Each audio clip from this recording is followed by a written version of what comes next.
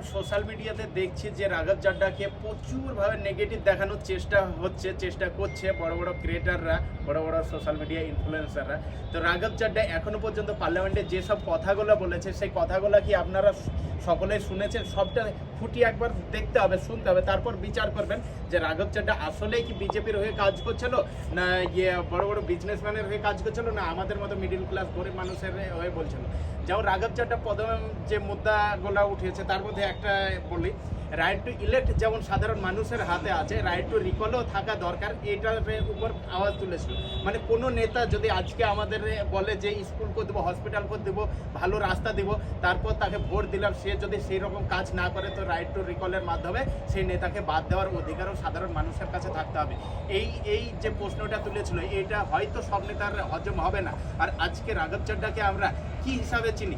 নিশ্চয়ই আম আদমি পার্টির এই মেম্বার অফ পার্লামেন্ট বলে চিনতাম না, বা আম আদমি পার্টির নেতা বলে চিনতাম না, তাকে চিনি তার কাজের জন্য চিনি। আজকে সেই রাঘব চাড্ডাকে কিন্তু প্রচুর নেগেটিভ দেখাচ্ছে যে সব কাজগুলো করেছে ও এখনো পর্যন্ত, যে এয়ারপোর্টের পানি সস্তা, এয়ারপোর্টের খাবার সস্তা। আমি এখন ব্যাঙ্গালোরে আছি, এয়ারপোর্ট থেকে এসেছি, যে পানিটা 10 টাকার পানি বাইরে তো 10 টাকা বটল নেয় হাফ লিটারে, সেটা এয়ারপোর্টের ভিতরে 9 টাকায় কিনে খেয়েছি। এটাই হয়তো তার ভুল ছিল। আরও তার ভুল ছিল কীরকম, যে প্রাইভেট স্কুলে প্রত্যেক বছর যে রিঅ্যাডমিশনের ফিজটা নিচ্ছে সেইটার উপর কথা বলেছিল, সেটা হয়তো তার ভুল ছিল। তারপরে আমাদের দেশের জিডিপি 0.5% স্বাস্থ্যের উপরে খরচা করে, সেটার বিষয়ে কথা বলেছিল, সেটাও তার ভুল ছিল। মিনিমাম ব্যালেন্স পেনাল্টি যেটা আরবিআই আমাদের উপর লাগায় সেটার উপর কথা বলেছিল, সেটা হয়তো তার ভুল ছিল। এরকম গুনতে যদি লাগে মানে টাইম শেষ হবে না, 1-1 ঘন্টার উপরে হয়ে যাবে। তো তার আইডি মেনশন থাকছে, ফেসবুকে দেখলে ফেসবুকে, ইনস্টাতে দেখলে ইনস্টাতে। আপনারা দেখে আসুন, তারপর বিচার করবেন যে মানুষটা বাস্তবে সাধারণ মানুষের হয়ে কথা বলছিল না বিজেপি দালাল হয়ে কথা বলছিল।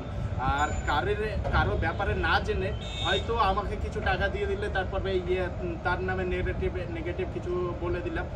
এই রকম ইনফ্লুয়েন্সার ক্রিয়েটার কিন্তু অনেক আছে, সেই সবগুলো নিয়ে এখন নেগেটিভ দেখানোর চেষ্টা হচ্ছে। আর আমার মনে হয় সবথেকে বড় জিনিস, আম আদমি পার্টির যে ক্রিয়েটার এখন যে লিডার আছে তার চেয়ে বেশি কিন্তু চর্চা রাঘব চাড্ডার হচ্ছে। সেই কারণেও তো হতে পারে তাকে পার্লামেন্টে বলতে দেওয়া হয় না এখন।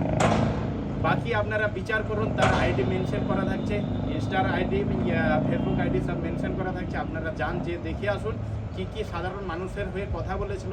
সেই সব এইরকম নেতা আমাদের মধ্যে হওয়া দরকার, আমাদের সাধারণ মানুষের জন্য অনেকটা উপকার হবে। সেই সব নেতাকে মাথা তুলে এরা কথা বলতে দেবে না, সেই সব নেতার মুখ বন্ধ করে দেবে।